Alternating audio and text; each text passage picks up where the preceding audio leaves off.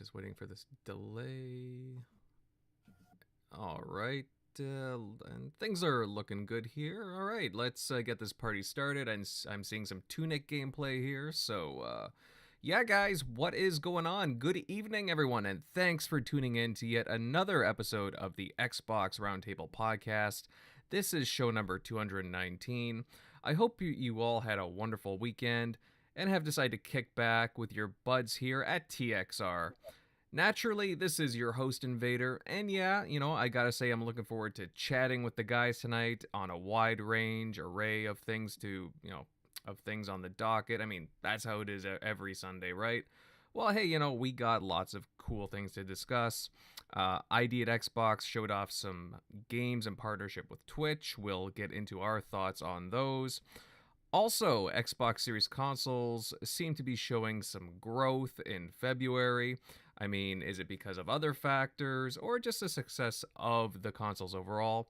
We'll touch on the sales, as well as some news on Starfield and the initiative updates, some more updates to what we were talking about previously on the last show. However, let's first introduce everybody on the panel, starting off tonight with, yet again, our guest. It's Crusader. How have you been the past week, bud? Been pretty good, pretty good. Been playing a lot of Minecraft, having a good time. Um, you know, pretty much all is new with me. All right, good stuff. Yeah, you're really digging into that Minecraft. Good on you, Yeah, man. Because you were into that mod you were telling us about, right? yep. Made it to a high voltage age, so we have high voltage power. All right. Well, good stuff there. I can't wait to learn more about that in our conversations later on. Moving on down the list to the TXR regulars, General MLD. Great to have you here with us tonight. How you been, bud? Hey, good to be here. Doing pretty good. Of course, another week. Xbox has given us plenty of new news to talk about. But personally, I've been just digging in the old backlog. I'm having this Assassin's Creed phase, like the old school Assassin's Creed. Playing the Ezio trilogy. I'm on Revelations now, but I'm also playing Rogue on the side. And yeah, I mean, coming off of Valhalla, I gotta say, I really appreciate the old school Assassin's Creed games that didn't take 60 hours to beat the main story. So it's nice. It's refreshing. Yeah, well, no doubt. Some of those games can take forever. I know Odyssey can last a very long time, to say the least, from what I've heard. Yeah. I know Centurion's gone on about it. You have, yeah. Words cannot describe the amount of time you need to put into that game, or choose to, if you will. Shockley buddy, Eric, how you been? Been up to any gaming the past week? Yeah, just been well, I was in Elden Ring and trying to finish Ori or the Ori and the Will of the Wisp. Going back to that after I got my LGC one. Oh yeah, yeah. But that's downloaded Tunic because we were all kind of like waiting, like, wait, it's supposed to come out this week, but like still, it wasn't even on the Xbox store. And it was only on the Steam store, but you couldn't pre-order it. So it was super weird that there was like no build up or lead up to it, like marketing, especially for the high scores it got. Whereas we saw kind of Crossfire X do that, but we found out why. Yeah, right. But yeah, downloaded that, and it reminds me of like old school like Zelda, Dark Souls, and maybe a little Fez if anyone played that. Mm-hmm. But yeah, and the music's really good. Yeah, it's definitely check it out, and it definitely looks really good on a it's definitely a looker for sure for the art style. So yeah, definitely check it out. It's definitely a lot of fun and decently challenging. And the good thing is they do have accessibility options. So if you do want to tweak it, they have a bunch of different options to, like, if you don't want to do the fatigue or some other things like that, you can dial it down. But yeah, definitely check it out. Definitely quality title. Mm-hmm. All right, good to know. Good to know. Yeah, I really want to dive into Tunic. This gameplay that I have up is from the demo they put out months back, but I do have it downloaded, obviously through Game Pass, and I I'm looking forward to playing it. Honestly, like it's a cool little game, and yeah, it does seem to have some impressive scores. Centurion Pal, hey man, how you been this past week? I've been doing pretty good. Just working way too much, but in between that, man, just getting in some gaming, having a lot of fun playing Dying Light 2, checking out the Grand Theft Auto 5 update. Um, that's pretty much all I've been really doing, but just kicking back and watching all the news unfold, really enjoying all the content everybody's putting out there and all the discussions that are being held, and it's time to have ours tonight. Yeah, man, I totally agree with you. And just a reminder to everyone tuning in, listening into us, that you can find us on many other types of platforms, such as audio platforms like Apple Podcasts, Spotify, iHeartRadio, and there's a whole bunch of others. There's links down below in the description to find all these different places for your TXR fix. Give them a look if you're interested, if you like to do, you don't have to watch us live on YouTube or whatever. You can catch us, audio wise, just listen to us, no problem. But yeah, guys, on that note, let's break onto our first topic. And, it looks like the Xbox Series consoles have been selling pretty well. And according to the MPD group, the Xbox Series consoles outsold the PS5 in both North America and Europe for the first time. I mean, that's pretty substantial, I'd have to say. Though I do have to admit that hardware sales, were actually down year over year. But you know what? I'll hit up, everybody on the panel on their thoughts on this. I'll start off, though, with Crusader, our guest. But while, it's good to hear about hardware sales doing well, of course, right? That's what you want to hear in something that you invested in.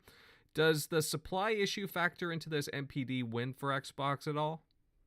Absolutely. The supply issues are going to be an issue estimated now into 2023. Now, that's not to say that they aren't doing well. They are doing well.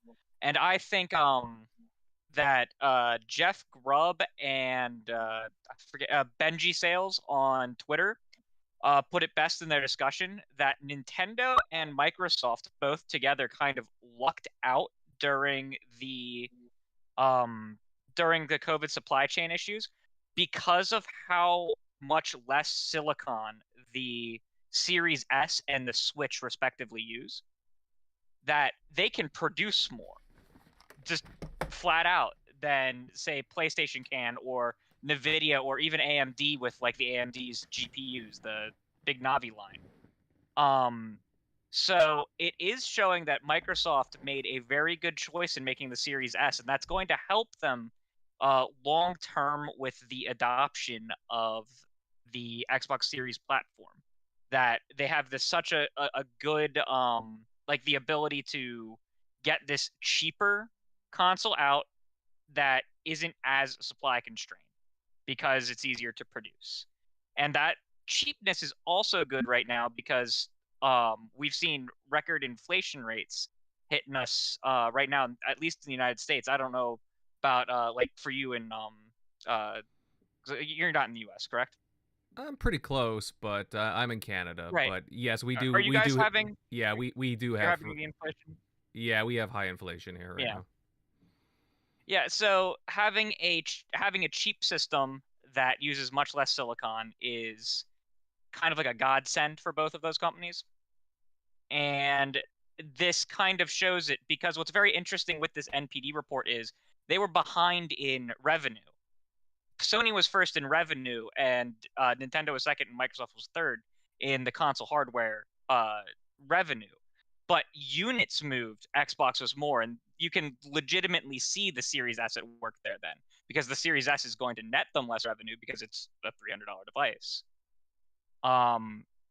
And long term, they expected the Series S to do well, as I believe it was Phil Spencer said, because they expect it to be adopted by a more casual base, and even by hardcore gamers that might pick it up as a secondary option.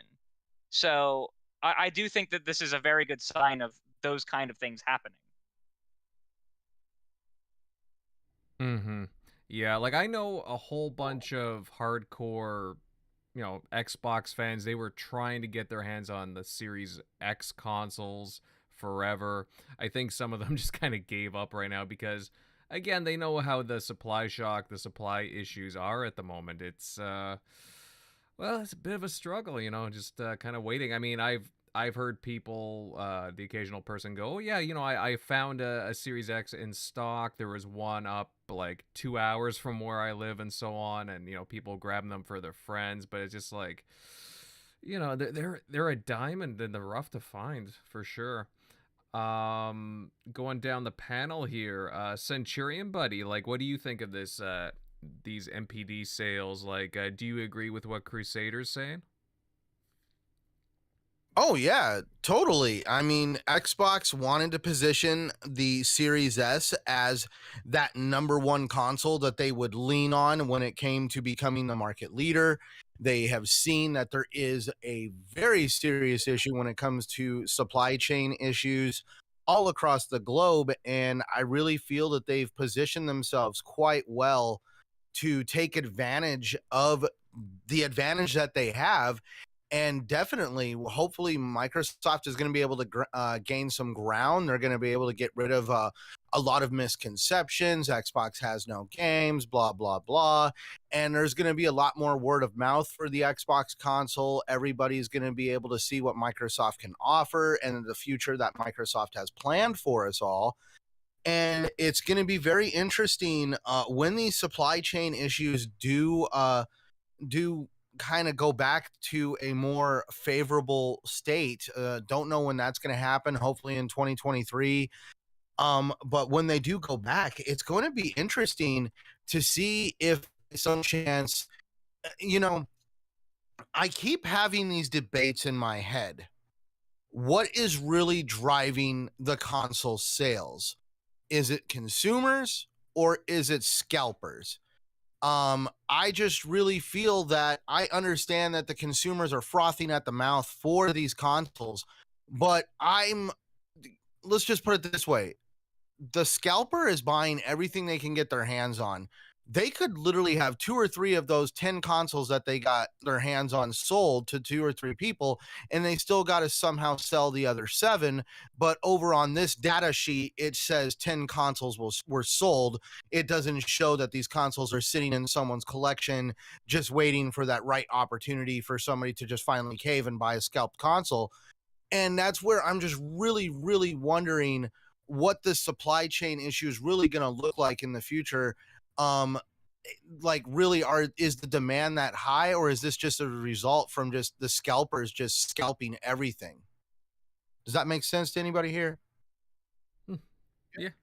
Yeah, no, Yeah. It makes sense. I think a lot of the guys on the panel would agree with that. Now that I think about it, yeah, scalpers probably do have a pretty big impact on that. I mean, we've seen we've all seen it, all these scalpers parading the different consoles, this gen consoles, whether it be PlayStation or Xbox, and it's just like, people are really pissed off at the fact that some of them are able to get such large quantities. You know how many I've seen on like the Facebook Marketplace or Kijiji. It's it's rather appalling.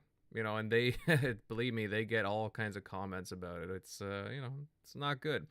But it's nice to see that, again, a lot of people were wondering with Microsoft, oh, why are you guys doing not just the 2-tier, but like having this smaller, less expensive discless console? I mean, obviously PlayStation has a discless as well, but the Series S is just, they really made a nice console there. It's a nice option to have. And that's what a lot of people have had to fall back on. MLD buddy, I would love to hear your input on this. Do you agree with what Centurion and Crusader are saying? Do you have like other things to add? Oh yeah, I definitely have my own unique perspective on this. Well, I do agree 100% with everyone else is saying about this. I basically selling more in Europe, like we all know it's because of supply, but even so, like it is what it is. And selling more in Europe is a win no matter how you put it. Because Xbox just does not traditionally sell more than PlayStation in Europe, period. So this is like giving Xbox a little bit of breathing room for one. So now people aren't just blindly upgrading from their PS4s that they all got last generation. They're actually going to stores now. They actually maybe get to think a bit more on what each brand offers. So if they're frustrated that they can't get a PlayStation 5, maybe there's that Series S that they're looking at. Maybe that, if that plays the exact same games that they want to play, like, why not just get that? What if they hear about Game Pass? They kind of do a little more research about that. Like, I think possibly this could be good for Xbox long term until supply constraints get back to normal. It can work in their favor. But overall, though, it also works because, I mean, it's kind of funny because Horizon came out in February and Xbox ends up outselling them. This is a system seller, and they end up releasing a system seller where they got no systems to spare. So it's funny how Xbox beats PlayStation in the console space when they released one of their biggest games of the year. So like that's also a very, very telling little fact there. So overall, though, I think they're taking advantage of it. The Series S is just, I think it's a happy coincidence. It's cheaper to produce, and given the situation, why not take advantage of it? Make more Series S. Go nuts. It's a good secondary console. It's a good console for casuals, kids, adults. It doesn't anybody. Like it's even selling pretty well in Japan. Like it's Japan's like really doing some good numbers for Xbox gen over gen. So I'd say keep it up, ride this wave until things get better. Because it gives Xbox a nice breathing room and room to grow. So I see this as positive news until things level out. Mm-hmm. I mean, I will say too that, I mean, you do bring up a good point about, again, PlayStation's had some, a significant title for them releasing recently. But I mean, Xbox, I mean, again, they're still beating them in the sales, even with, again, supply shortages. But they haven't really had anything since Halo, right, in early December. Crossfire X wasn't, the kind of title that they hyped up. They haven't really had a big title marketing wise into the new year yet. So to see the consoles doing, I mean the series consoles doing well is despite the shortages is pretty fantastic. And like you said, beating Sony in Europe and North America combined, more specifically the Europe part, that is significant. Regardless of the shortages. I mean, you don't see that happen every day. So that is, to me, that's pretty quantifiable. Eric, buddy, I would love to hear your thoughts on this. What's your take? Do you agree with the rest of the panel, or do you have any other input? Yeah, I mean, I definitely think the Series S is definitely playing into it. Unlike the digital PS5 I have, that's a unicorn.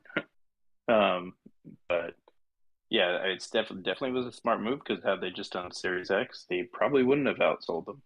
I think there was a few weeks or a week where they did it like worldwide, which I don't know if that's happened since like I don't know 360 days. Because they would have some in North America.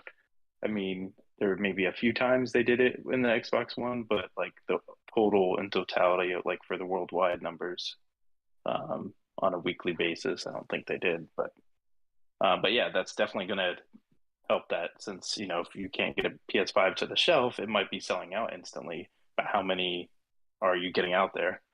So obviously, this is definitely working in their favor. So, yeah, I mean, that's part of it too. So you might have really hot games right now, like Horizon Forbidden West, but if you don't have the consoles to actually sell to the consumer, then and it sounds like a lot of people are also waiting.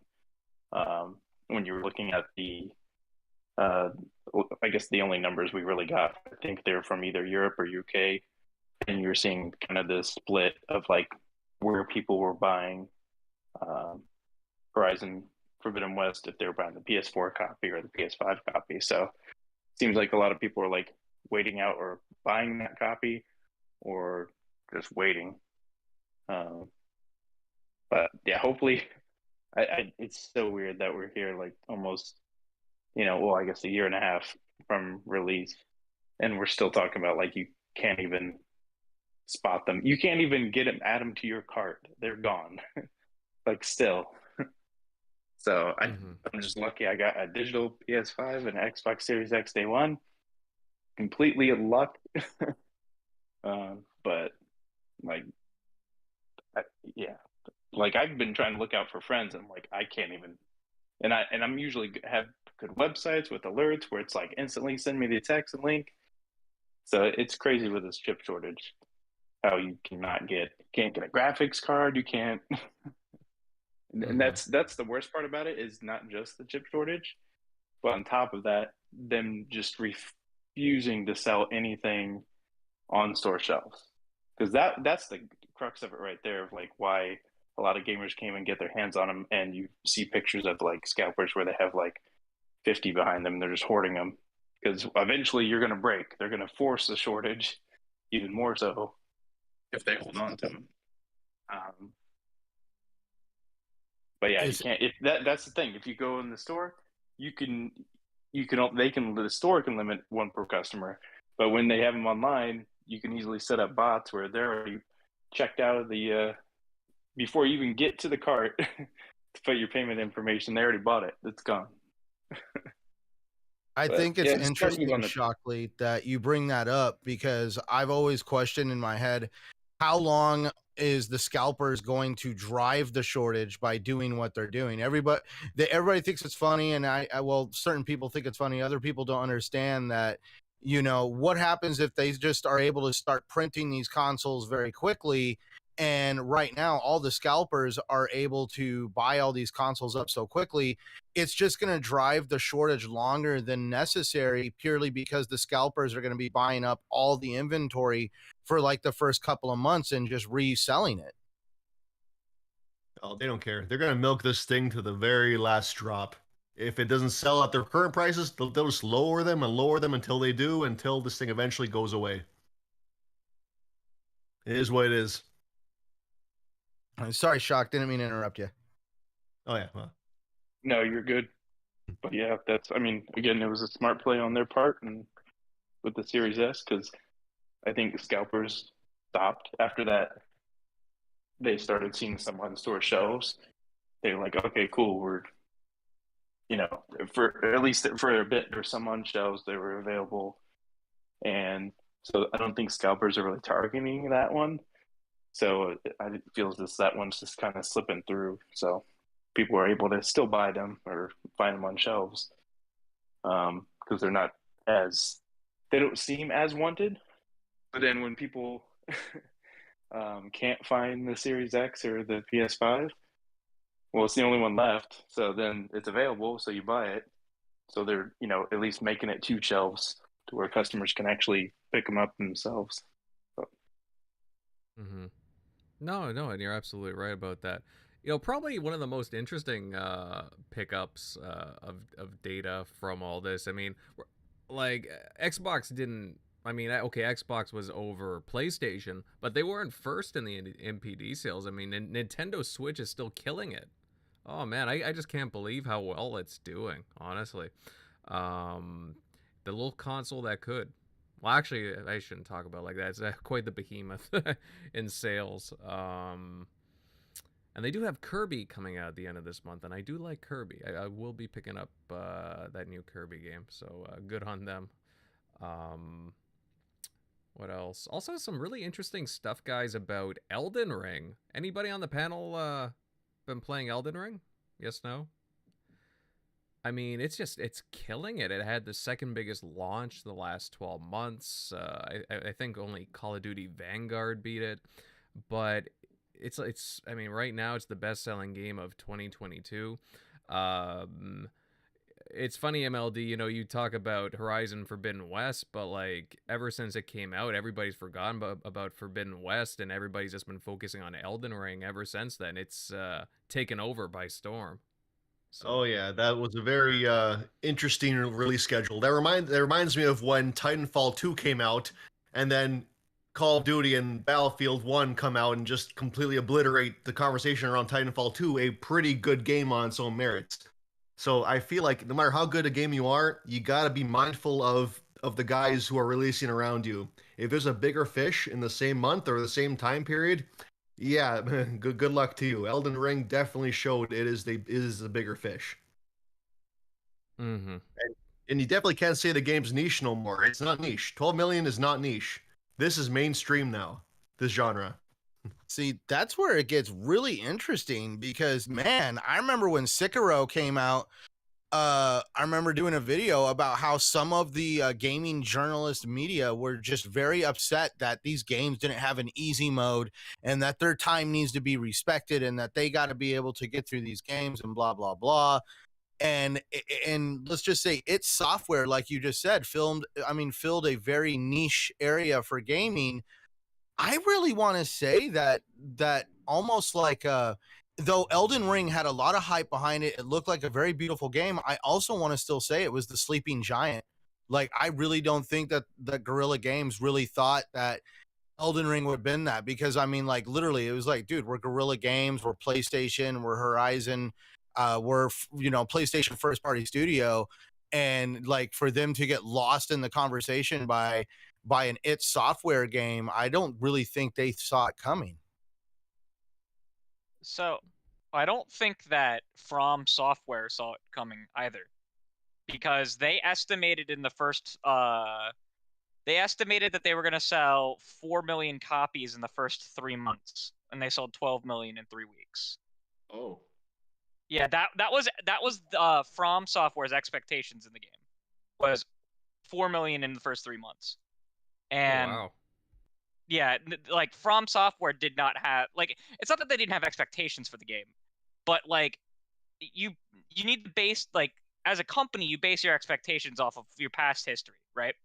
And even though like there was excitement around this game, their games have not historically sold like gigantic numbers. They've sold well enough to easily say the next one's coming, but nothing like this. I'm pretty sure it's already out.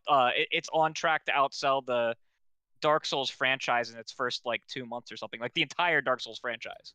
Yeah, that's right. Because I mean, while the Dark Souls games have done well and they have a pretty decent cult following, at the same time, yeah, this game is just eclipsing them. It's I never in my wildest dreams ever thought that this game would outsell like the entire Dark Souls trilogy.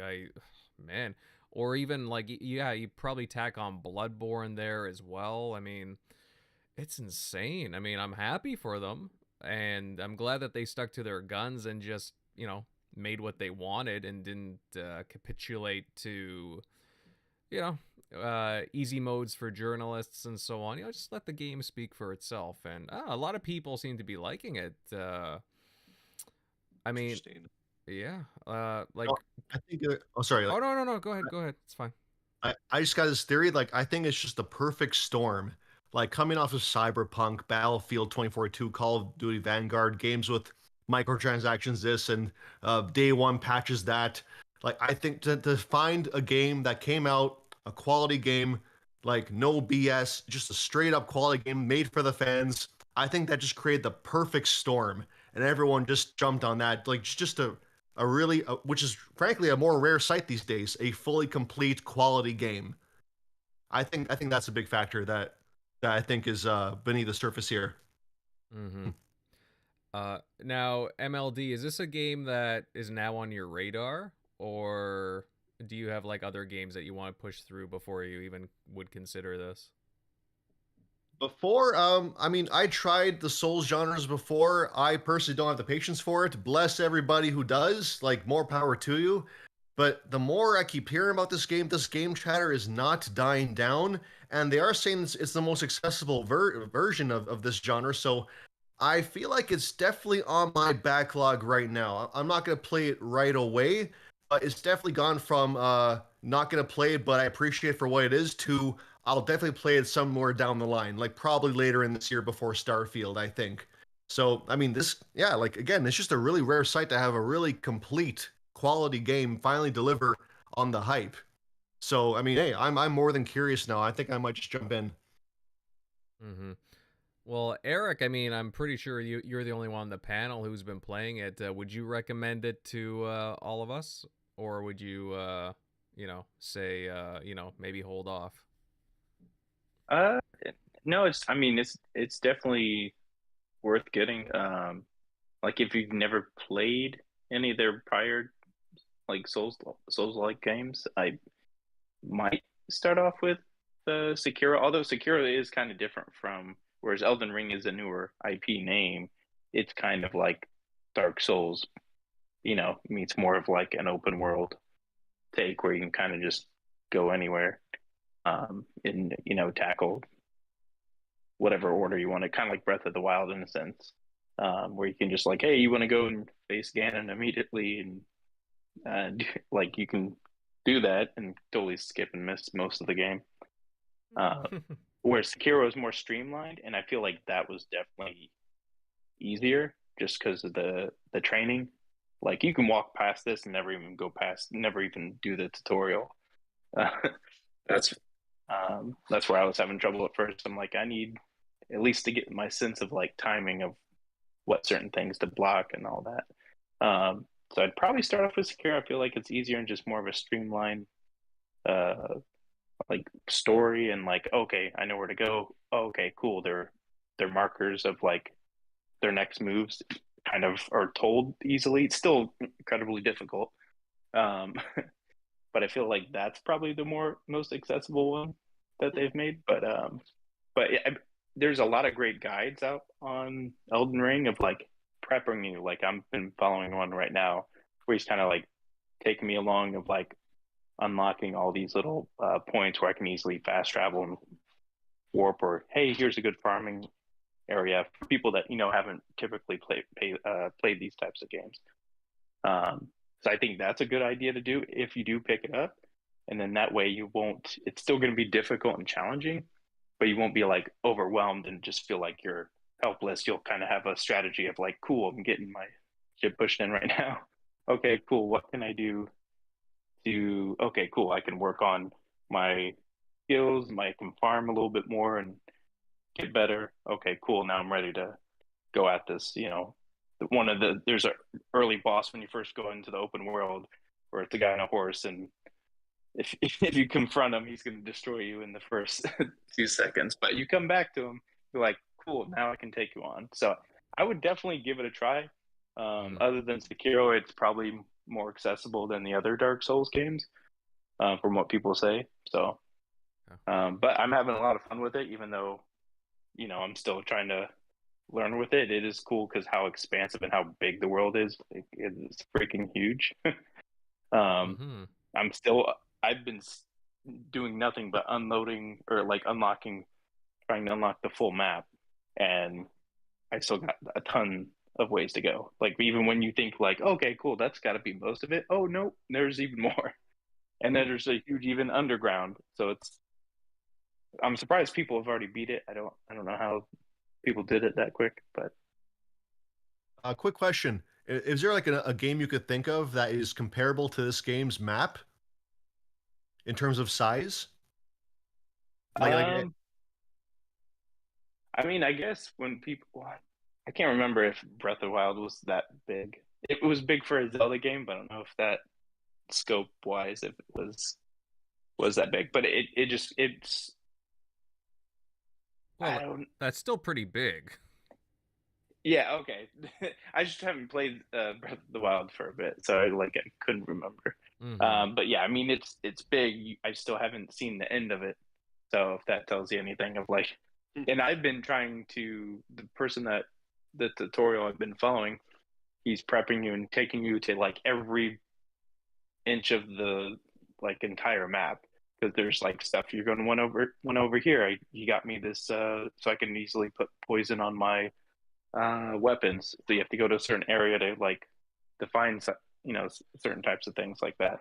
So even though I'm expanding and opening up the map faster than people normally would if they were just going in there and just going after the markers that were originally on their map and not doing what I was doing,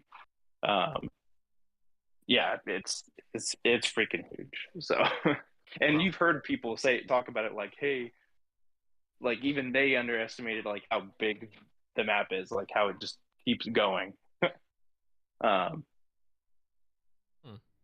All right. All right. Yeah, I don't even Cool. know the end of it. That's the crazy part. Like you can play other games where like Red Dead or like you can kind of get an idea, whereas like this feels like it's at least bigger. And I don't. And there's a huge underground, so I'm like, I don't even know how much more there is like underneath. But All right. So basically, MLD, I guess he's saying there's more than enough content there. So Oh yeah. yeah. So I mean, that's good. That's a good thing. No, I mean it's good to get more than what you expected. I got no problem with that. it's definitely enjoyable. I don't think even with the challenge, I don't think you'll like hate getting better and like so it's still fun to play even even though you might run into a challenge where you feel overwhelmed. Um, yeah, I would definitely give it a shot. But yeah, Sekiro was probably my recommendation because that was my first game from them. That was like, okay, cool, this looks really cool, like the whole aesthetic. And I felt like that was easy or easier maybe to understand the timing of certain attacks because I feel like the training was super good. There's kind of like if you played Sifu or other games where they give you an awesome tutorial at the beginning where you can just hammer and get down at your time, get really good at your timing because that's really what's going to help, just repetition. Whereas if a game doesn't give you that at the start, like this initially was hiding the tutorial, like you can walk right past it. It was like, I need something to really hone my timing in this world so I know what I'm doing. Whereas Sekiro actually gives you kind of visual cues a little bit better. So I feel like that's easier to find like, okay, cool. I know right here I'm going to easily assassinate you like with this move because you attack me or I hit the parry perfect. You can kind of tell. It gives you kind of like a red dot cue of, you're basically got the kill shot. Mm-hmm.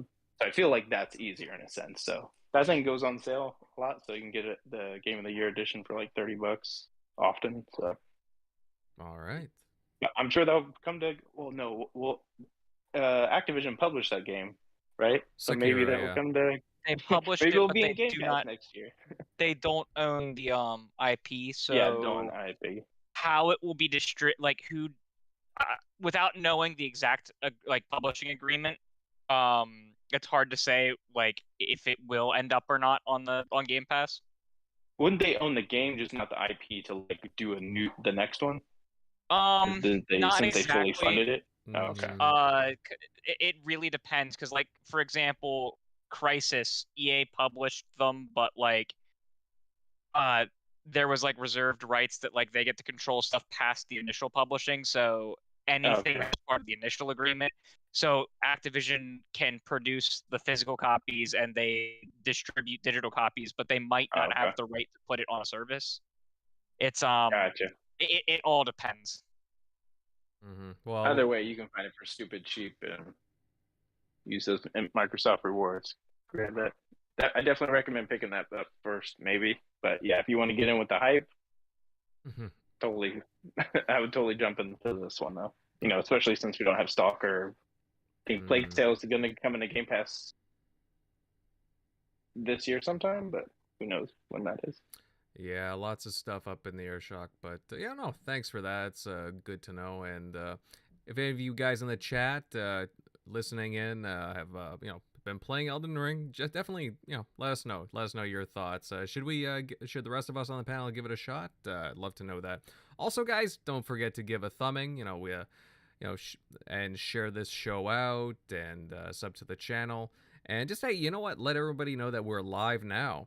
And you know what? On that note, we will move over to another topic. And earlier this week, ID at Xbox had a game showcase in partnership with Twitch. They showcased quite a few new games. Well, some of them were new, and some others we knew about for a while, such as Tunic. I'm curious to see what everyone on the panel, like what their thoughts were on the show. Eric, Bud, again, I'll go over to you on this first here. Did you catch the showcase? And if so, what did you think of the game reveals and the gameplay? I totally didn't because I was working, but I did catch a glimpse like afterward. I think the ones that caught more my eye, which I think most people, or at least that's most people have kind of reiterated these as well. It was I think was it Cursed? I think it was Cursed Golf. That kind of had a cool I think a roguelike like type of puzzle game with not sure if it had RPG elements, but it seemed really cool. Like, hey, you have to, you're fighting these bosses with, with Yeah. these golf puzzles and. Well, it is pretty wacky, right? Because it's like a side-scrolling like golf game, but it has like Yeah, reminded me of like I don't know something like maybe Super Meat Boy meets like golf story. I don't know but yeah, that one seemed pretty cool and intriguing. And I think the Chinatown Detective actually was one that I don't think a lot of people. I don't think I've seen a lot of people mention it, but that definitely has that kind of a cool. Like if you've watched, I was big on watching like Jackie Chan or like other like Chinese like kung fu like crime movies. So it has that cool, Chinese downtown like aesthetic. Meets like if you've played games like from Kojima, like Police Knots, or some of those point and click like detective type games. That one looks like it has pretty cool theme. And I think there's one other one. Oh yeah, the what's that wrestling one? Like wrestling RPG, or I can't remember the name now. But it was like I think you make your own character, or I think they had other like famous characters. WrestleQuest. WrestleQuest. Yeah, that one looked pretty dope. Those are probably my standouts, other than Tunic, obviously, because especially with the first time they showed Tunic years ago, that did not. I was like already not paying attention, just from like the early screens of it, because I think it gave me some of that like Super Lucky's Tale vibe of like this is gonna be just. I never played that, and I'm sure that one's a fun game, but it just kind of gave me that. I don't know, just had to turn off from it.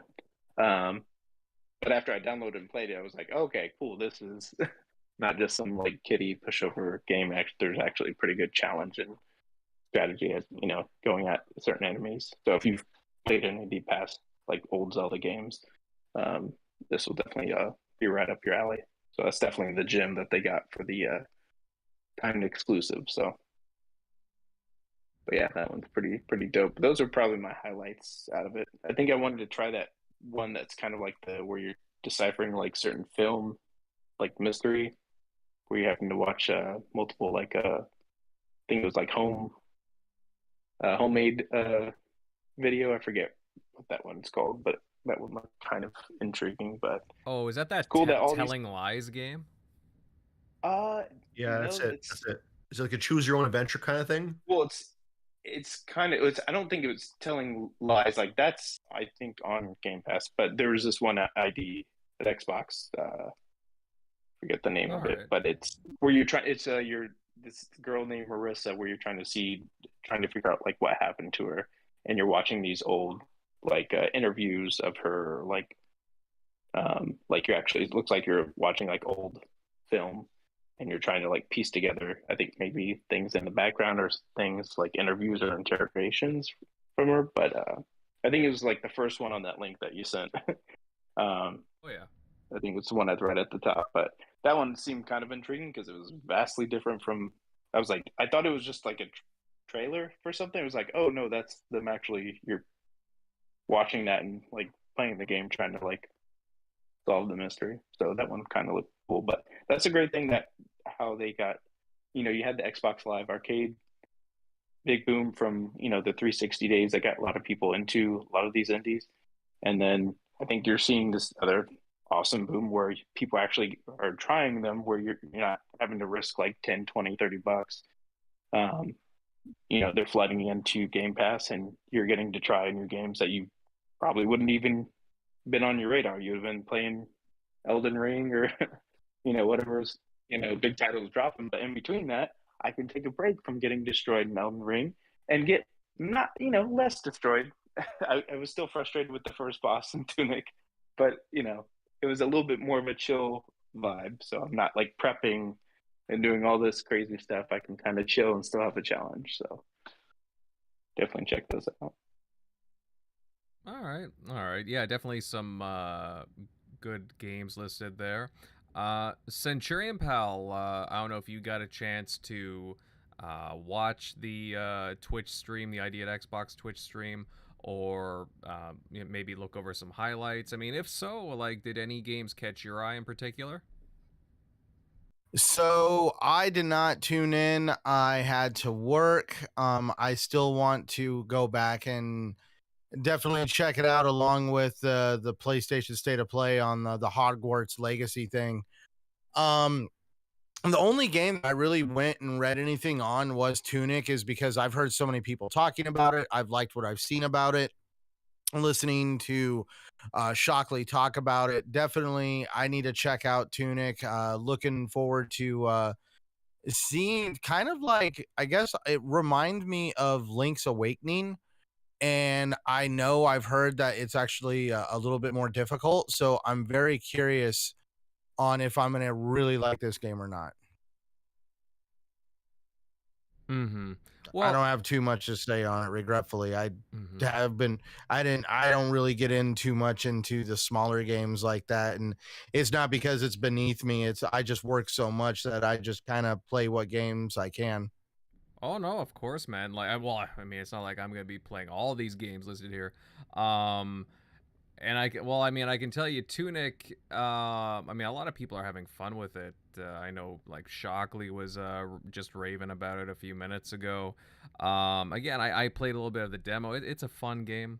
But again, you have to be interested in the genre, really, or just whatever compels you to be interested in it. But I mean, there are some cool titles, and some of them are going directly into Game Pass. Some of them they don't have any clear information on, but I mean, there are cool titles here, to say the least. I'm sure there's many people listening in the chat uh, that would agree with that statement. Um, Crusader. I mean, I don't know if you got a chance to check out the stream, the ID at Xbox It was showcase. What, like, do you have any thoughts on it? it was a bit better than the last one. Mm-hmm. Um, but I liked a bunch of the games that were shown. I really liked the trailer for Crusader Kings 3. It was ridiculous. Oh It yeah. was which rapper is it? Why can't I think of his name? Yeah, I'm having trouble thinking of it Is that the myself. one? Is that the dev that did Ashen? No, Crusader Kings is a Paradox Interactive game. It's a Oh, okay. 4X high strategy. It was T-Pain. T-Pain did Oh. a trailer for it where he created the religion of, what was it, Buddhism or something like that, and he tried to convert all the other nations, but then a nation declared a crusade on him, and that's how the trailer ends. It's really funny. Yeah. The if you haven't seen it, go look it up on YouTube. It's on the ID at Xbox channel. I'm a big Paradox fan. I love the 4X games. I haven't actually played Crusader Kings 3 yet, but I really want to. I was also excited for Trek to Yomi, the Devolver Digital, like, black and white samurai game. Mm-hmm. Yeah, it does look pretty cool, doesn't it? It's like a noir black and white game, like a samurai action adventure title. Yeah, the art style looks incredible. Mm-hmm. I remember super exciting. Tim was very captivated by it too. It really caught his eye. So, Looking through the list, Sniper Elite. I don't remember if that was at the showcase or not. I know it's an ID at Xbox game technically. I can't remember if that was there or if they just had a trailer the same day or an announcement the same day. No, that was just an announcement the same day. I think it was just an announcement, but I mean, Yeah. we did know about it before, but it's still significant. We got a date. Yeah, it's in May. That was right? the thing. We got the date. Yeah, it's May. Looking through the list to see if there was anything else. I mean, Tunic, of course. I have some friends who were super, super, super excited for Tunic, so I've been following that for that. I'm probably gonna break down and play it as well.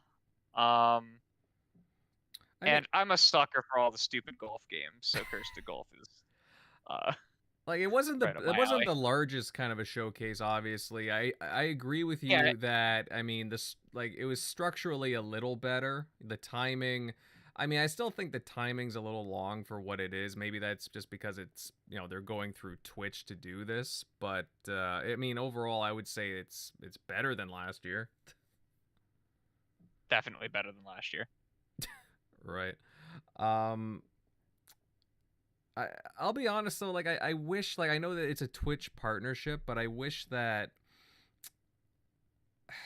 like I just like I don't really care for again just the structure of it myself. I would like to like okay, you have these streamers talking about the games, but I mean sometimes they don't give you like the best most in-depth analysis, or they might not be as they might not be really into these titles to want to give their opinions on them. I mean, personally, I would just like to see, a couple of trailers here and there, just like quick information and so on. That's the kind of stuff that I like to see, like, short and sweet. Like, what do you think, Crusader? I think we talked about it pretty well last week. I would like a short and sweet trailer thing at the beginning, followed by the interview style that they do. I think that would be best. So that way the devs can talk about the game, and anyone that's interested can listen. But those who are just kind of interested in a quick brief, this is what's coming, do that at the beginning. That's fair.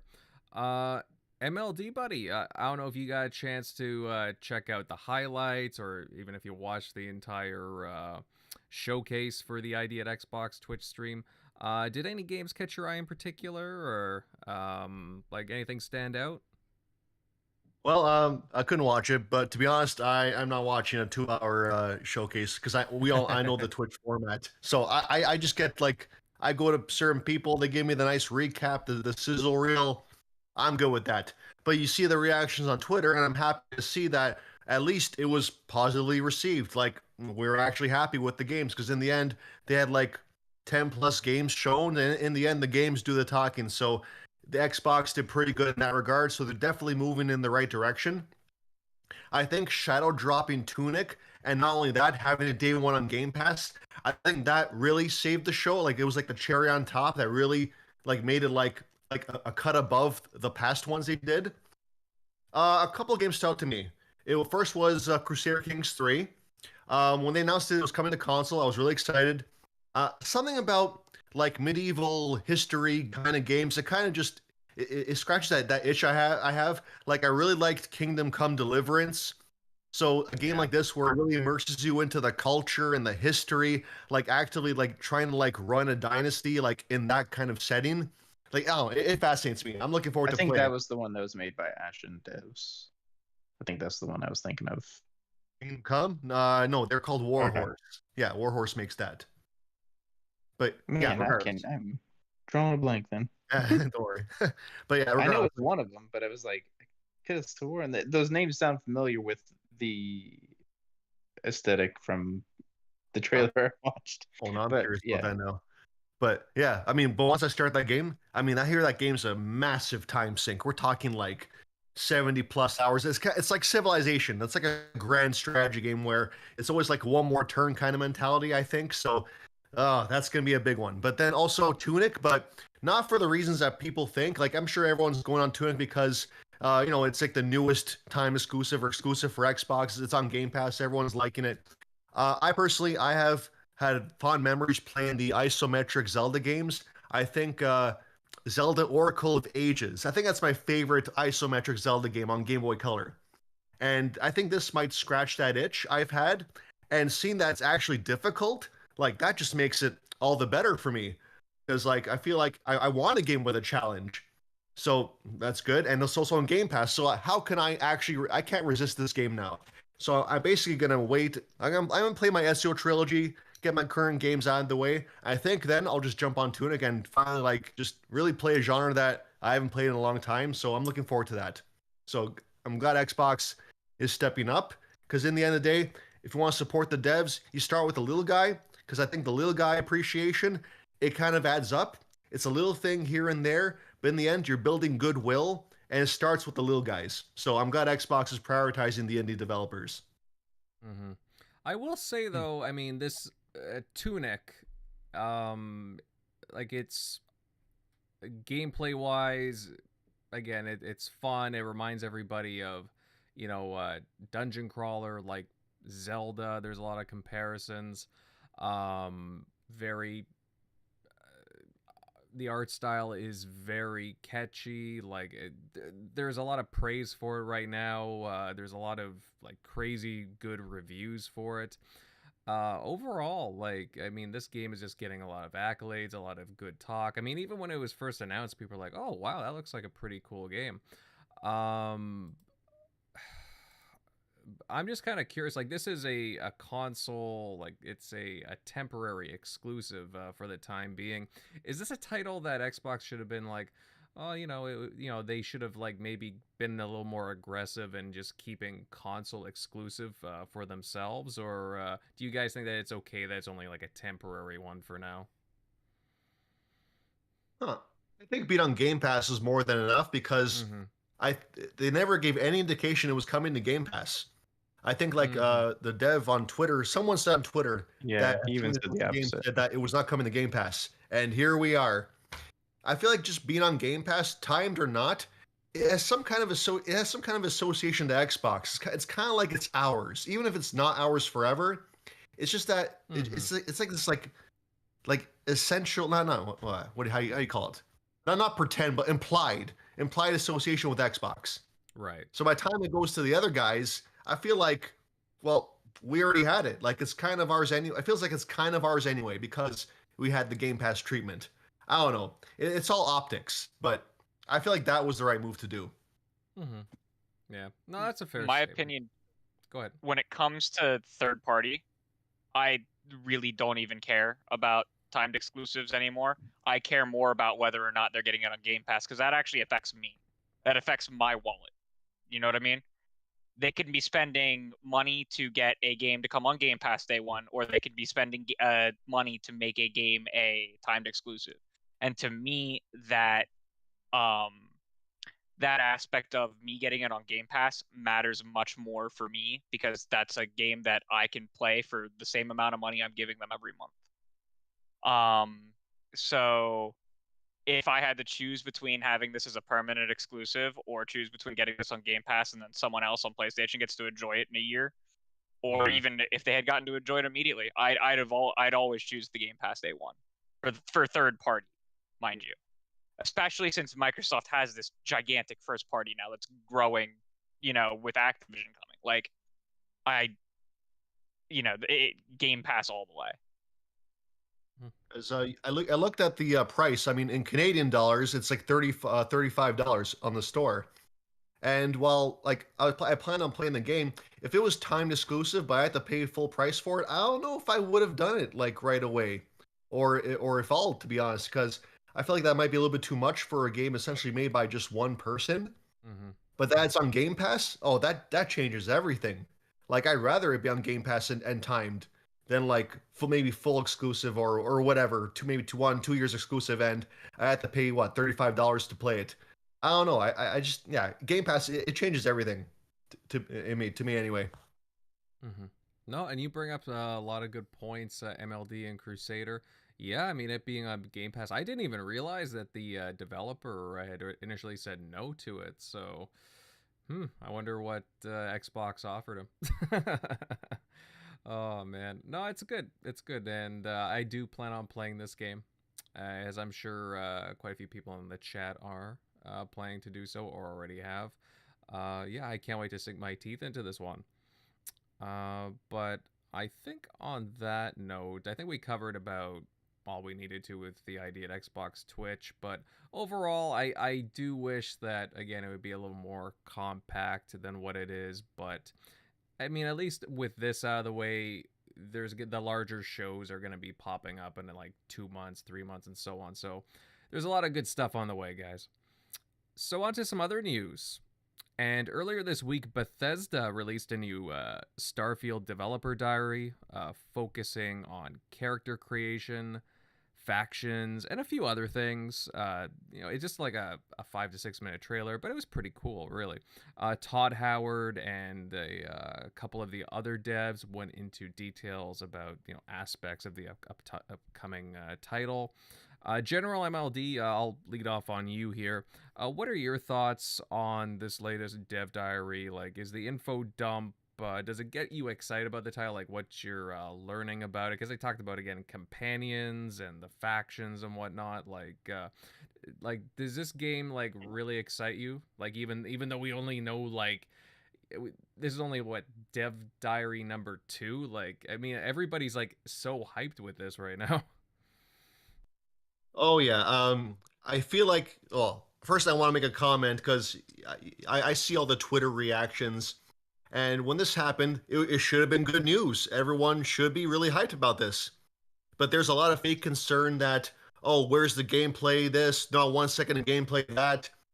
Where I think everyone who actually knows Bethesda knows that they only show gameplay when it's like day one gameplay. And they've, for the big games, they've always showed the first footage in like the big summer event, the year of the release. So I knew that when I saw this. I didn't have any. I was happy to see whatever I saw, and with what I did see, like it really feels like they're going back to like the golden days. Like we're talking like the Fallout 3s, like the Skyrims, the Oblivions.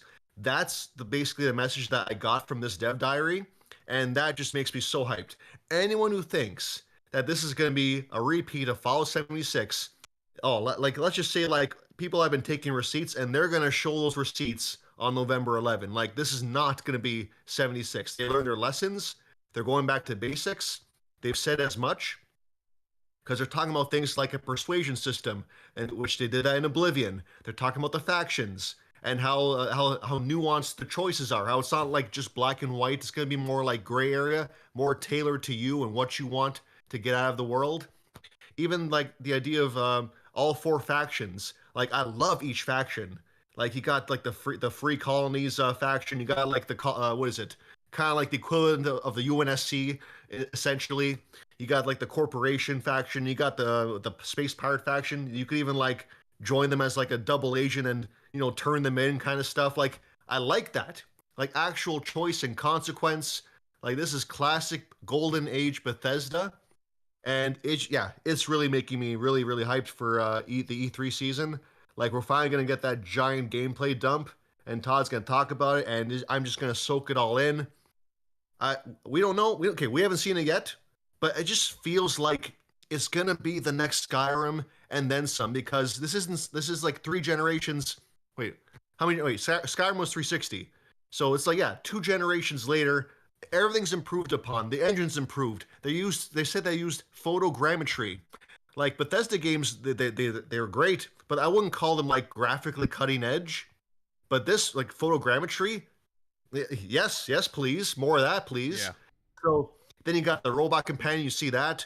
So like it's a slow build up. It's a big tease, but I just feel like it's gonna deliver.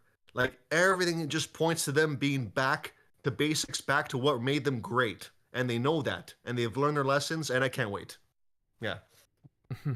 Yeah, no, and I really like your excitement about this game. You're really looking forward to Starfield, aren't you? Sci-fi's my jam. Like, like, so I can't wait. I can't wait. I mean, their first IP in what, 30 years or something? Well, yeah, at least 20, right? Or yeah, Something, IP, I should say. something like that. Yeah, it's one of their their passion project at the moment. I know, Todd Howard's anyways. Like the entire team behind it just seems so enthused. I definitely get that energy from them that they really cannot wait to share this game with the world. And again, I'm happy for them. Like after the whole debacle with Fallout 76 and going to Starfield, it just seems like night and day. Like just, I don't know, their approach anyways.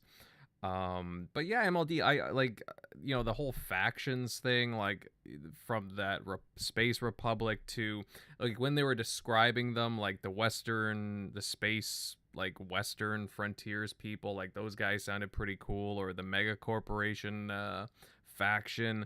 I think the one that I was interested in the most was the space pirates, because like how they were describing them, because they're supposed to be like the bad guys in the game, but you can still like kind of join them and hang out with them and so on, but you can still be the good guy. It's just kind of interesting how they set it up. I don't know. I think it's a cool concept. So Yeah, I think the real beauty is that I feel like it's going to be where you won't be judged based on what you do. I feel like every faction, they'll have their own unique morals and reasons for why they do what they do. So I feel like if they hit some kind of gray area where they have they do what they do, but at least they explain themselves and you can kind of understand it. And I feel like no matter what you do, you won't be judged as good or evil, like black and white. I feel like it'll just be a tailored experience. Like you just do what you want to do, and I feel like yeah, the game will accept that, and they'll roll with it. And that is the best kind of RPG, where you make your own stories essentially. So that was the feeling I got. mm-hmm. Centurion, I know you're a fan of RPGs. I mean, you're a fan of like all different kinds of genres, but I know that you're a sci-fi guy. I know that well, and a fantasy guy, obviously, you know, with Elder Scrolls Online, but yeah, again, like with this dev diary, I know we haven't seen a whole lot, but I mean, there's some nice little tidbits there that sound, you know, really, really cool. Leading up to the full reveal of this title. I mean, does something like this dev diary get you excited for this RPG? Yes, definitely. It shows that they're going back a little bit to their roots, hopefully, from what we're seeing. They're just it's kind of like trying to describe the fundamental differences between Fallout 3 and Fallout 4. There was a lot more depth and character building in Fallout 3 compared to Fallout 4. The mechanics were very heavily casualized in Fallout 4. And it was just let's just say I always one of the best ever Fallout games ever was Fallout New Vegas. And depending on how you really played the game, I mean, like you could have a very seriously persuasive character. I remember that was one of the things you wanted to do in that game, especially to get into some of the factions and also just to get past certain points. Is you really had to put work into being able to just have a conversation with somebody. Otherwise, it would just go totally sideways and everybody would just shoot at you and you would never be able to get to points of the game. You know, if you just ran through that game running and gunning and everything, never talking to anybody, you would miss some very fundamental parts of Fallout New Vegas. And that's where it's going to be interesting with Starfield is just the dynamics between the factions, the depth that we're going to get. You could literally put like one faction over the other and not realize just by helping them, you're going to make other factions feel a certain way in the game that's going to shape and influence how you're going to play the rest of the game.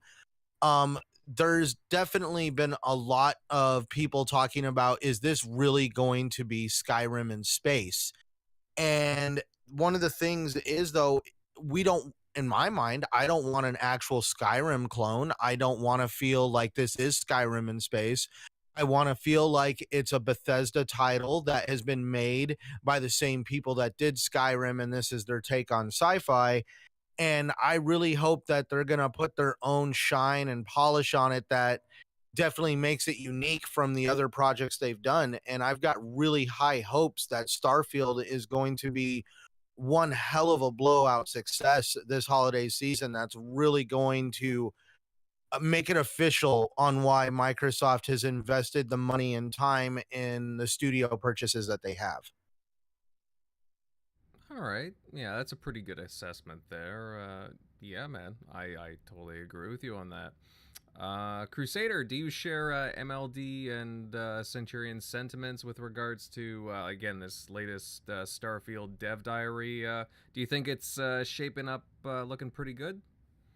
So I love dev diaries / Vidocs, whatever the studio happens to call them. Mm-hmm. Love it when Bungie does them. Love it when Bethesda does them. Love it when Ninja Theory does them.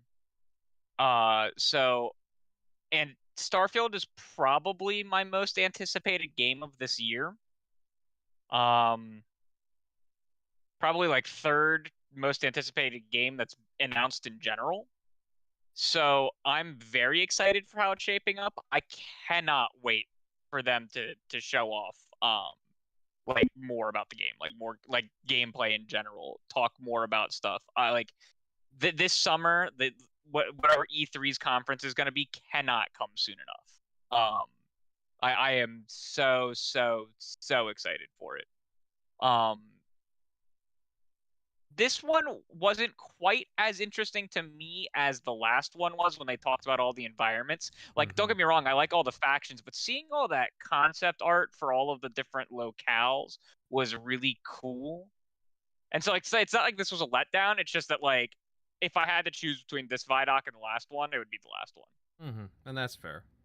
Like, well, yeah, because with the different concept art, you get to see what the actual environments, I mean, not everything may make it into the game, but you get to see like, oh, okay, this is gonna look like this is what they're going for art wise and design wise, and it gives you a better picture of it in your head. So I totally get that. I mean, I'm a huge fan of concept art myself, so I got quite a few books of concept art, various video game concept art, so I totally understand you on that.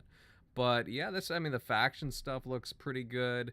I mean, really, we're only a couple of months away. Like, this is gonna be Xbox's game for the year to highlight. So they're gonna go all out in June from the looks of it. Let's see. Oh yeah, and Eric, I don't know if you got a chance to take a look at this video documentary or dev diary, whatever you want to call it. Like, what do you think of it? Do the factions sound cool, and does it get you like a little more hyped for Starfield? Yeah, I would say the dev diary is pretty nice for them to add on. Yeah, it sucks that we haven't been able to see anything yet, but that's kind of how Bethesda goes. But yeah, definitely the class part was kind of intriguing. At least we kind of get to see what we're going to be playing as and what we'll be able to choose, and as far as our journey. So that part would seem pretty cool. But yep, just probably a couple months away before we get to see what it's about. Yeah, no, again, it's just like a small dev diary, but look, again, it looks cool, guys, and it got me pretty excited. And I know a lot of other people are like, oh, like, this is familiar, but at the same time, they're introducing new elements. Just again, how the companions work. They're looking more real. They introduced officially their first companion, for example, and I kind of like the way they're going about it. Like the companion will, just talk about things that they never really did before, and so on. I find all that stuff very interesting, just AI interaction. So hopefully it's a step above from, again, Fallout 4. Though I'll admit, I really enjoyed Fallout 4. And which reminds me, I still need to get through all the DLC for that. Ooh, that's going to take some time. But, yeah, it's pretty good. Pretty good dev diary. I'm looking forward to the next few. All right, guys, why don't we move on to our fourth and final topic tonight? And earlier this week, we got some more details about, well, what's been going on at the initiative. I mean, we had talked about this last Sunday, well, at least one aspect with Daryl Gallagher.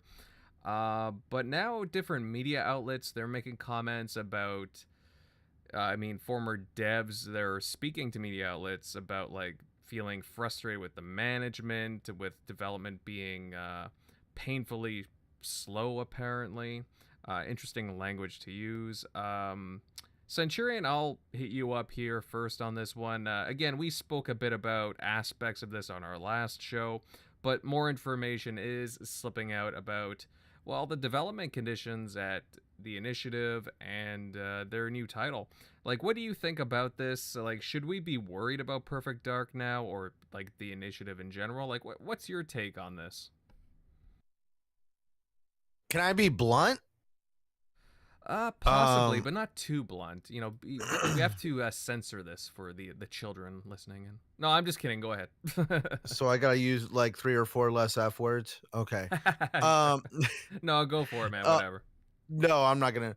No, it's a very interesting take for sure. Is it raise any flags for Perfect Dark? No. Obviously, with Microsoft's past, yes, you could sit there and say, but Microsoft this, but Microsoft that. Yeah, they've had their stumblings and missteps over the years when it comes to holding studios accountable and making sure that they get work done. Um, but the initiative thing, oh man, it almost goes down to what was originally, I heard a lot of people say when we heard about all these big names being hired over at the initiative. We got God of War developers, we got developers from this game and that game. It almost started becoming a sense of, I believe it's said is like, too many chefs in the kitchen ruin the soup kind of thing. And, there's a lot of developers out there that really deserve the pedigree behind their name. They are very talented. Maybe they didn't realize what they were getting themselves into or what they signed up for. But it was very interesting to hear them talk about how the way that they envisioned the initiative being ran is that it would be ran from basically the from the bottom up, that the developers would have a lot more creative influence and say so, and that the directors would just go along with what they're suggesting, when they did not know that Daryl Gallagher does not manage like this. Daryl Gallagher comes from studios where they manage from the top down. The developers, like, I hate to say it bluntly, are supposed to just do as they're told. And that's where it's very interesting that, when you have a job, I just really don't agree with that, how you can say that decisions need to be made from the bottom up. There's times my own boss in my own employment makes decisions I don't agree with. I can try to say my opinion, but if my opinion's not listened to, I'm not going to sit there and say that my boss doesn't know what he's doing, or that I don't, or that the business is not doing well because it wasn't done the way that I wanted it to be done. It was just like, if you can't handle the job you were hired for and the way it's supposed to be done based on their standards, you're going to see a lot of developers right now coming and going from a lot of positions, because right now the gaming market is very hot. Developers are in high demand, especially those that have really good pedigree and resumes behind them. I just really feel that the situation over at the initiative is a very complicated one. Of a bunch of developers wanted to be able to come in and dictate how a game was going to be built. Daryl Gallagher did not probably agree with this, and Microsoft flipped the bill to hire Crystal Dynamics to basically come in and work for Daryl Gallagher. And if anybody felt that they did not want to fill the position that they were hired for, is moving on to bigger and better things. Yes, it sounds like a bunch of drama, but it also sounds like Microsoft did what they had to do to make sure that this game got back on schedule, and that was include hiring support from another studio that Daryl Gallagher is very familiar with and has worked with in the past. Mm-hmm.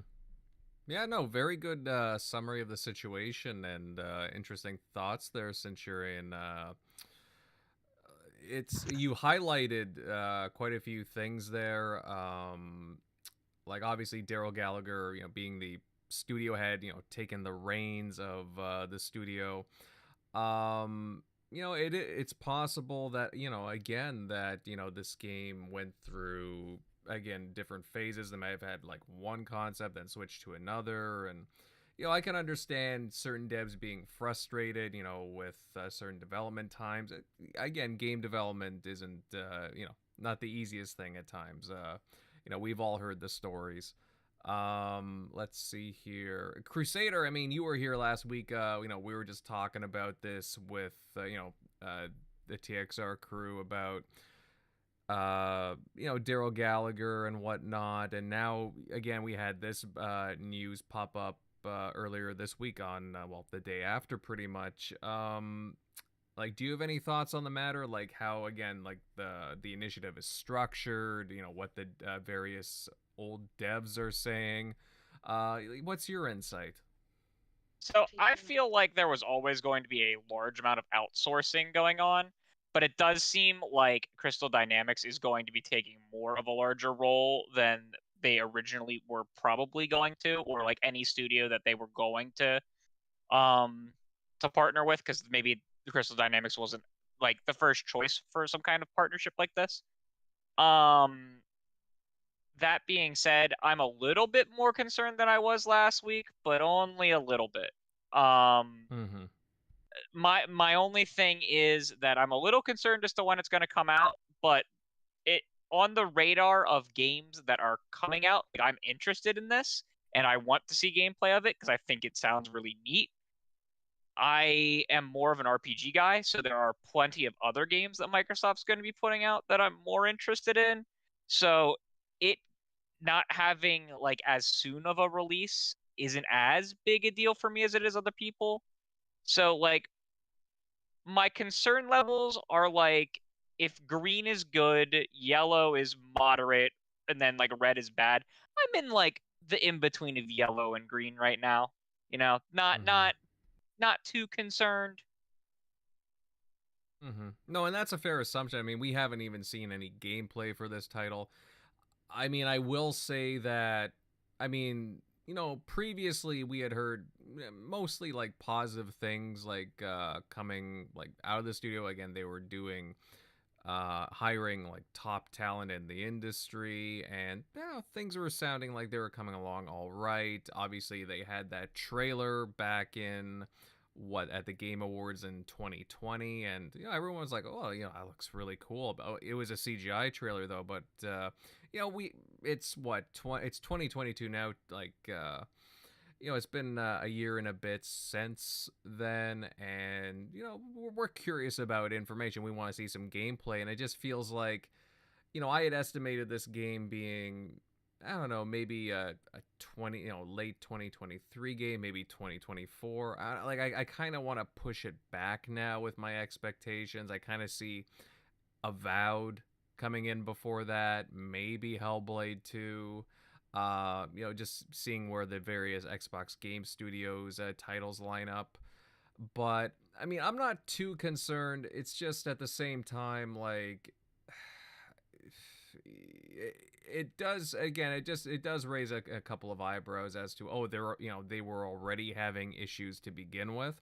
So, but that could just be also, the fact that this is a brand new studio. It's not established by any means, and there's gonna be some rough patches every now and then, right? So again, it's a journey, you could say. I think Daryl Gallagher even talked about that too. He put out a statement about it. So I mean, hopefully they're able to, like, again, get through whatever development issues there are. MLD Buddy, I mean, again, we were talking about this last week. I know you weren't here, but I would love to hear your thoughts on this whole like Initiative Perfect Dark situation. Like, do you think this is a big deal at all, or it just kind of like comes and goes with like game development? Well, I'm certainly not going to just brush it under the rug kind of thing and pretend it's no big deal, because in the end, these are senior management leaving at a higher than normal rate. So I'm not going to pretend that that's nothing huge, but I'm not worried about the game because if Crystal Dynamics wasn't on board, then of course I'd be worried. The Initiative is a very small team as it is. They're brand new, they're unproven, but you have an entire studio that is helping you, so the game's gonna be fine. Like I'm thinking of the Tomb Raider reboot trilogy, and I feel like this game's in good hands. And if the main core team at the Initiative laid out the groundwork, all Crystal Dynamics has to do is just act on it.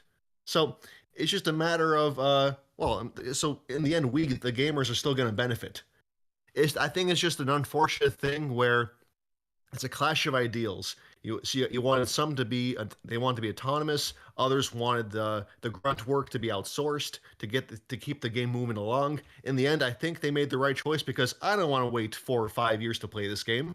I want like a time-tested studio to actually actually enact the vision that the core team laid out. So in the end, this is good for us.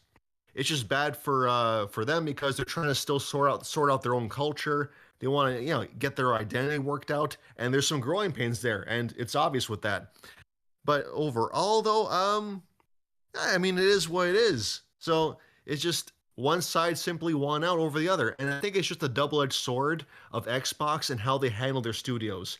They are choosing to do a hands-off approach. Like they learned with Lionhead Studios, if they were too overbearing, in the end, the games suffer. They're not what the fans want. It's what the executives want. And they don't want to do that anymore. They leave the devs alone to their own devices. And the good part about that is that if left alone, the creativity is flowing and we get a game that what we want. The downside is that the team could lead to possible internal mismanagement. And I think we've seen that with maybe say 343. So sometimes you kind of need the big guys to kind of look over your shoulder and be like, "Hey, how's it going? Like what's the progress here?" So I think leaving them alone, yeah, again, there's pros and cons, but in the end, getting Crystal Dynamics, a veteran studio, it's going to be a win for us. We don't have to wait as long, and it will be a good game in the end, going by the Tomb Raider trilogy. So that's my stance. Overall, it's bittersweet. Yeah. Yeah, like if they were just still on their own, then my eyebrows would be raised a lot more. But since they already took, not a pun per se, but the initiative to get a highly touted studio like Crystal Dynamics, Daryl Gallagher, got his old team and whatnot, his old studio to work on it. Obviously, Xbox, had to, they were quite involved in that, I would imagine. So I do have faith that, again, Crystal Dynamics is involved there. Like you said, they did a pretty good job on reviving Tomb Raider. And yeah, I think that there's a lot of good there. But again, we gotta wait and see. We still haven't seen any gameplay. But I mean, I'm not too concerned as of right now. Eric, buddy, I know we talked about this last week, but again, these new details did pop up. Do you agree with what the other panel members are saying tonight, or do you have anything else to add to this? Like, are you concerned about anything going on the initiative, like what some of these former devs are saying, or are you just kind of like, well, this is just part of the course for game development? I mean, yeah, it's a little bit of both. I mean, it's definitely par for the course. You had a bunch of people leave, Naughty Dog when The Last of Us 2 is under development. God of War went through its own growing pains. Trying to figure out like how to bring that, series back, or how to like evolve it. And they definitely, had some rough times. But I mean, the one thing that we know is, and Daryl's been, if you look at his resume, it's hard to find anybody with that much established, of what he's gone through, of like being the head of pretty much all the studios through, looks like most of the like Deus Ex games, the reboots, or at least the first two, Rise of the Tomb Raider, Tomb Raider games.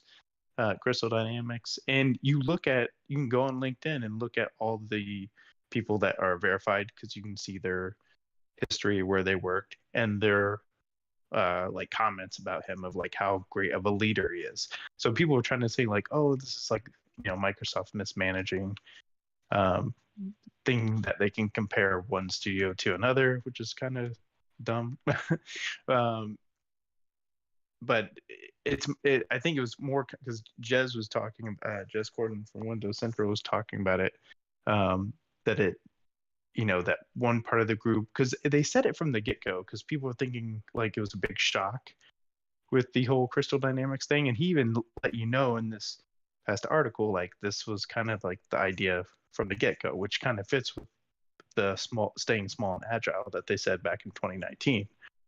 Because you're like, why would they want to stay small if they're supposed to be, I know that hiring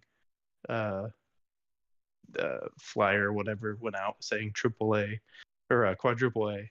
But I'm like, well, how are you even going to get the AAA, let alone a quadruple A studio with 70 people? Like, they weren't massively hiring, which they needed to do if they were going to build it themselves.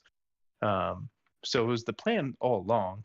But apparently, from what people have been saying, because I think he actually talked to some of the staff that are there, that like the game's in a good place.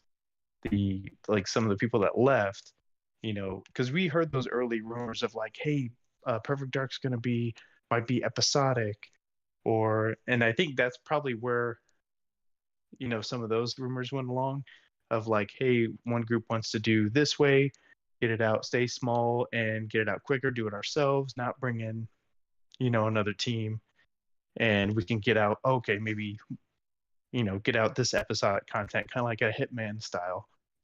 And Daryl, because they did say that it was kind of a top-down mentality and it wasn't as collaborative, I guess, as they wanted it to be. And Daryl has a vision, and he's executed that vision before successfully.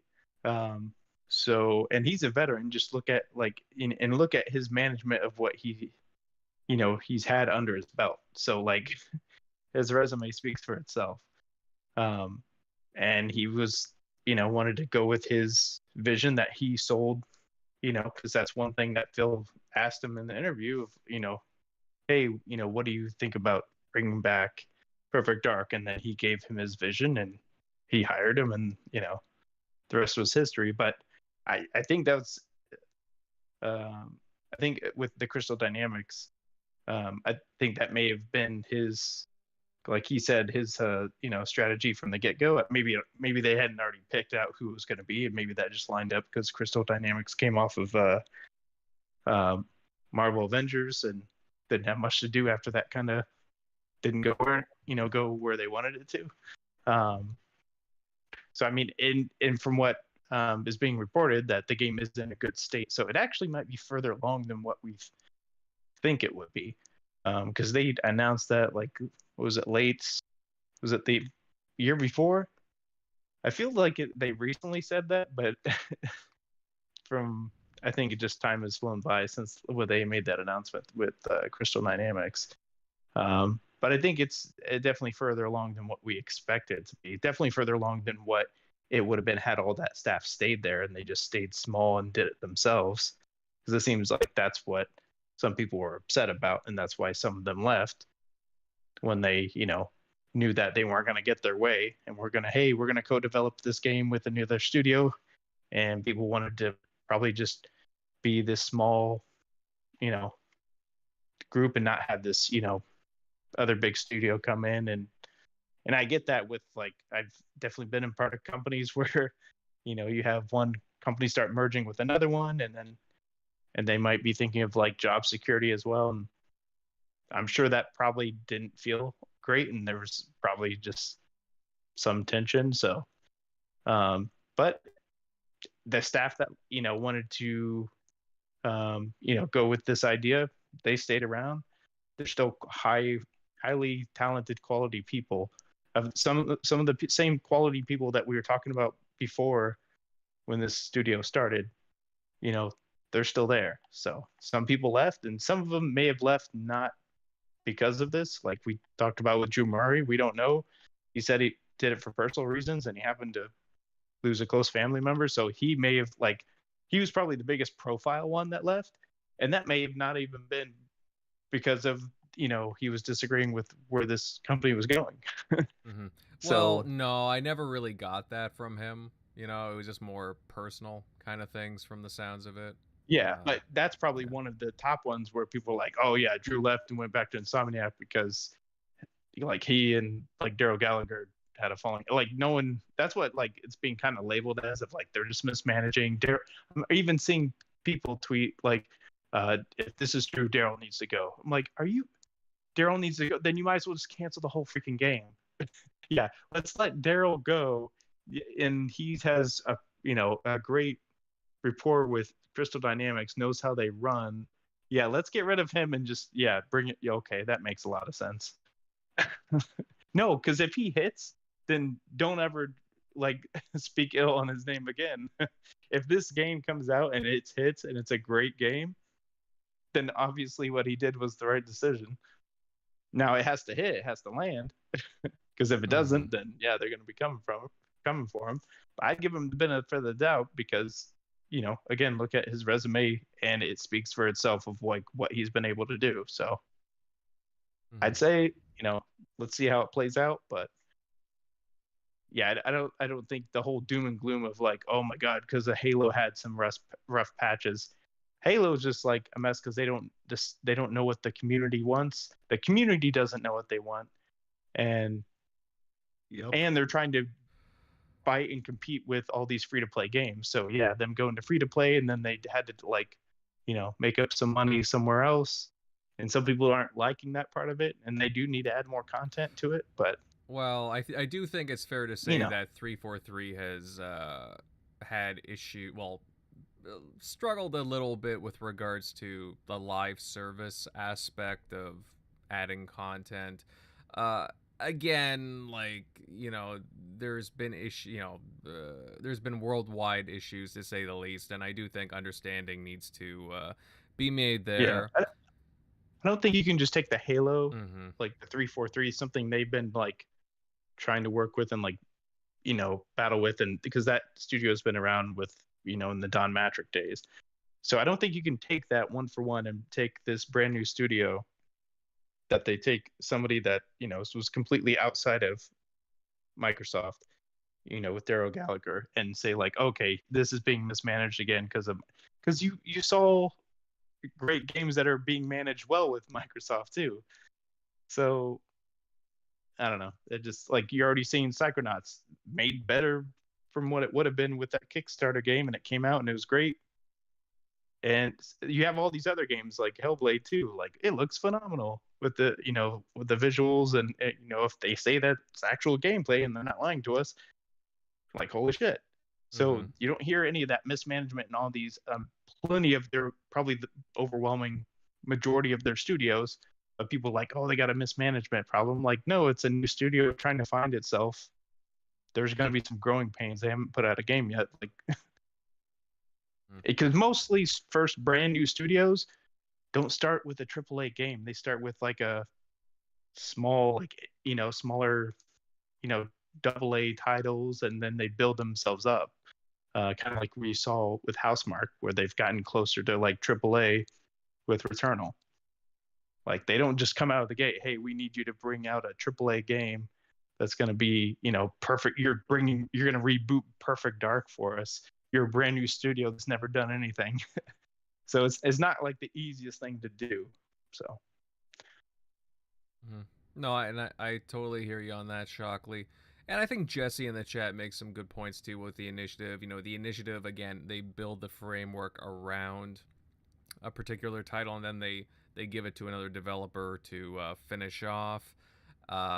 Crystal Dynamics coming off of, that Avengers title. Obviously, they're free to work on this title. So, and I think their talents will be put to better use than what they did with Marvel's Avengers. But honestly, I'd be more worried, and I think you said it too, Shock, if Daryl Gallagher was the one leaving. It's, pretty much his vision. He's the head of the studio. I'd be worried if there was stuff like that. I'd be like, whoa, dang, what the hell is going on here? But no, I mean, again, people come and go, like even some high-profile ones in certain positions. If the head of the studio leaves, that's that's another thing entirely. But so far, like I'm not too worried at the moment. But again, I am curious. I want to see some gameplay. I loved Perfect Dark back in the day, and I want to see what they're doing with this title. The trailer I thought was pretty cool, and I want to see some mechanics. I want to see some environments. Again, I'm just really excited to see what the initiative is doing. Anybody else on the panel have anything else to add on this topic before we end off? Yes, no? All right. I think that we will start to end things off here, fellas. Fun show and lots of good thoughts and interesting takes from everyone on the panel. All around good time, I gotta say. And to everyone who tuned in live, it was great to have you here. Again, whether it be watching or just, participating in the chat, it's always great to see you here. And if you enjoyed tonight's offerings, then please drop a like, share this show out across social media, and subscribe to the channel if you haven't already. Also, hit the bell for notifications because, hey, you know what? YouTube can be a pain in the butt sometimes with that. So get notified when we go live. Now, over to the outros, and I'll start with our delightful guest, Crusader. Buddy, thanks for coming on again. You know, you're slowly becoming a regular on this fixture, to say the least. Where can everybody find you at? You can find me at Crusader3456 on Twitter, where I talk everything games. You can also find me on Reddit at u/Crusader3456, where I am very active on r/gaming leaks and rumors, moderator and Megathread creator for different publishers, and active on the Destiny subreddit with a lot of feedback posts. All right, good stuff there, guys. Definitely follow him on Reddit. Get his information down. Lots of insightful thoughts. He makes some really interesting Twitter threads on various gaming subjects. I highly suggest giving him a follow.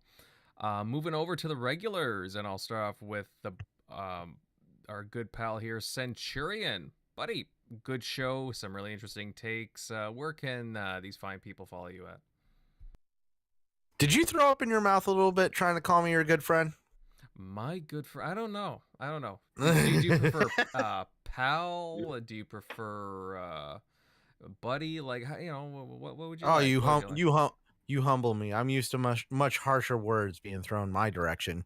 Okay. Well, you know, we can go harsh. You know, whatever you like.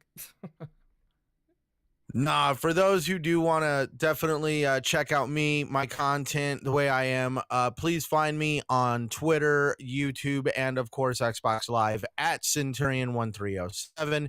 And you can also find me right here with this great group of gentlemen every Sunday night, right here on the TXR Podcast.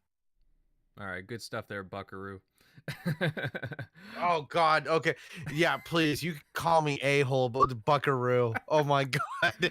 All right. Don't worry. I'm totally just kidding there. Obviously, I'm not that lame.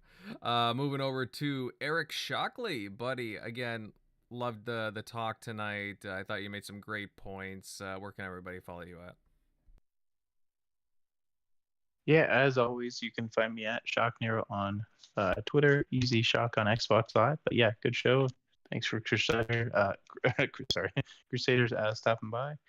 But yeah, just excited to hopefully finish some more of this Tunic, and then, man, does anybody have an idea when that? I know I've mentioned before, Plague's Tale. Like I know we've seen like the trailers in the past. They say They said summer. summer. Yeah. Summer. Okay. Yeah, I so was if just I had to thinking guess fall. Oh, okay. That's just- Yeah, hopefully it doesn't get delayed like everything else. But yeah, good show tonight. Yeah, it's I heard summer as well. Yeah, I guess we'll just have to wait and see. Maybe we'll get a release date from one of Xbox's shows. Maybe it's possible. I don't know. Do they have the marketing rights to the new Plague's Tale? I think so. It's in Game Pass day one, so they should. I think they have shared rights. So Hmm. like Oh yeah. they can the company can put it wherever they want, but if Microsoft wants it for a showcase, Microsoft's gonna get it for the showcase. Okay. All right.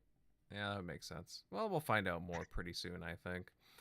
And let's see. General MLD, buddy. Hey, great stuff tonight. Love the energy. Love the enthusiasm, especially with Starfield. Where can everybody follow you at? All right, great show. Mostly active on Twitter at MLD Ghost. Gamer tag is Ghost MLD, and looking forward to next week. To anybody who's into Halo, the Halo TV show actually airs on Thursday, I believe. So looking forward to that. Whatever may come, I guess we'll find out. So I'm sure we'll talk about that next week too. Yeah, I've been saving that one just, you know, when the show went live, at least the first couple of episodes. So I have a feeling we'll be discussing it next week unless some earth-shattering news pops up otherwise. All right.